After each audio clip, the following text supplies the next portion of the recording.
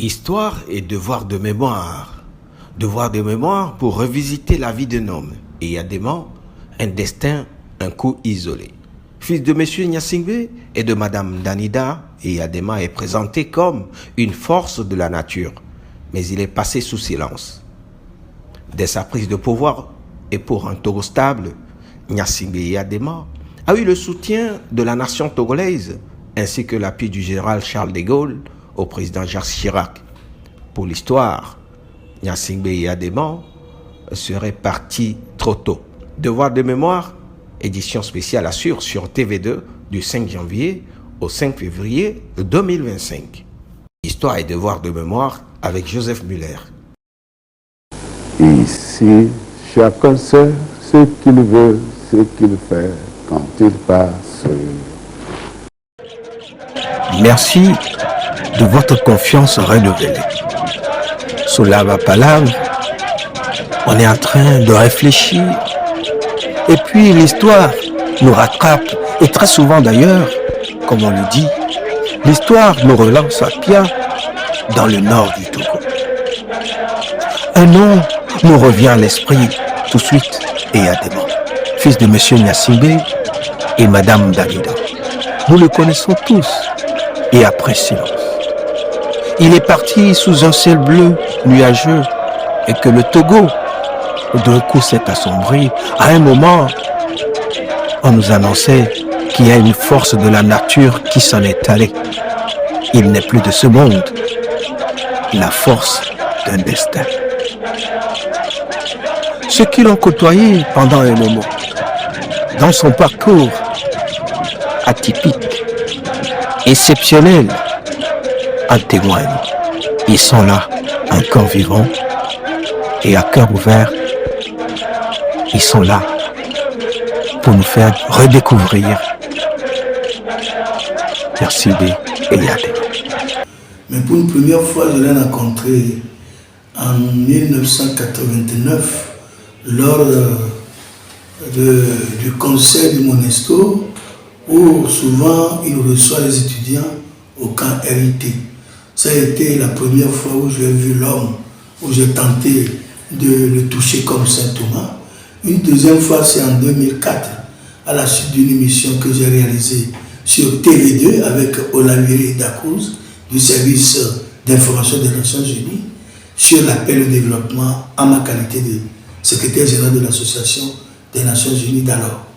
Alors, après cette émission, mon parrain, ou du moins mon papa adoptif, personnel, M. Abodjan Alexis, membre du comité central du RPT, ami personnel de feu général et Yadema, m'a demandé de l'accompagner à l'aéroport international de Tokyo.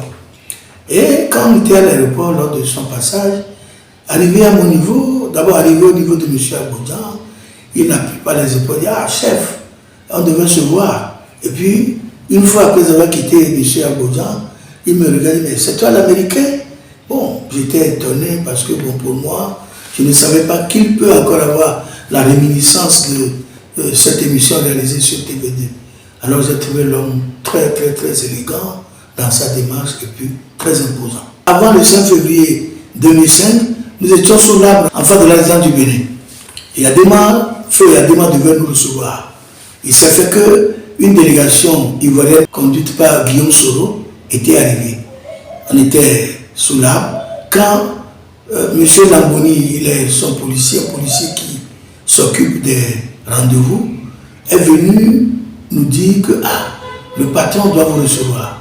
Quelque temps après, il me tend son appareil Tokiwoki, dans lequel j'entends une voix aussi forte qui dit « Ah, c'est toi l'Américain, non, je ne peux plus vous recevoir, vous devez passer le 5 février prochain. » On est parti, le 5 février arriva, très tôt le matin, nous étions sous l'arbre là-bas à l'université, autour de 10 heures, on est venu nous dire que le général ne peut plus nous recevoir et nous sommes rentrés chez nous.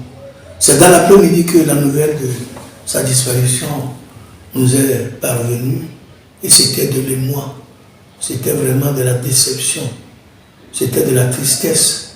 Et parce que jusqu'alors, on ne considérait pas que Yadema allait vite quitter le pays et quitter les Togolais. Ça a été un rendez-vous manqué parce que nous devons lui présenter un projet sur l'Association des Nations Unies, un projet intitulé Intifafa Léniabé Doumé.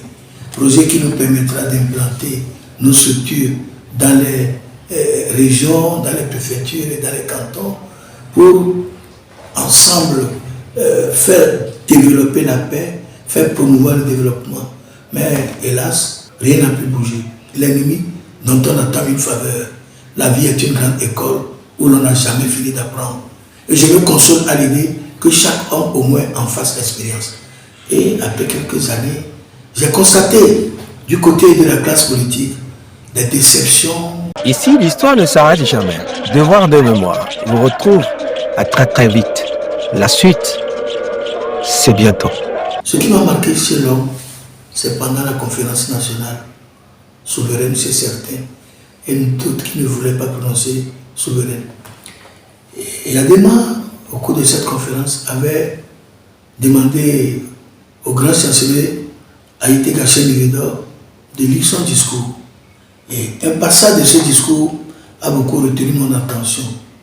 Et aussi, a été pour moi une sorte de prophétie.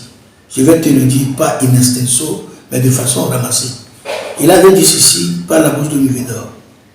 J'ai écouté avec beaucoup de courage et d'humilité les débats animés au cours de cette conférence. Cette conférence m'a permis de connaître davantage l'homme et de rendre grâce à Dieu de nous avoir ainsi fait, prêts à accepter le bienfait, à remercier pas le mal, à s'éloigner de l'ami en péril. Ici, l'histoire ne s'arrête jamais. Devoir de mémoire vous retrouve à très vite. La suite, c'est bientôt.